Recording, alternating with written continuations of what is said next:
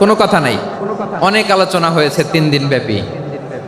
দেশ বরেণ্য প্রথিতযশা ওলামায়ে হযরতের মুখে আপনারা অসংখ্য কথা শুনেছেন। আমলের জন্য এগুলোই যথেষ্ট। নতুন করে আমার বলার কিছুর দরকার নাই। নতুন করে উপস্থাপনের মতো বলার মতো আমার কাছে কিছু নাইও। যা বলার 1500 বছর আগে আল্লাহ তাআলা উম্মাকে বলে দিয়েছেন, ঠিক কিনা? এমন কিতাব দান করেছে যে কিতাবে ভুল নাই। যতই পড়ি ততই শেখা যায়।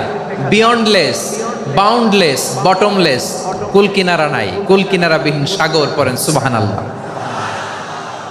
আসুন এখানে আসার বসার এই প্রোগ্রামে অংশগ্রহণ করার উদ্দেশ্যকে, নিয়াতকে আমরা খালেস করে নেই।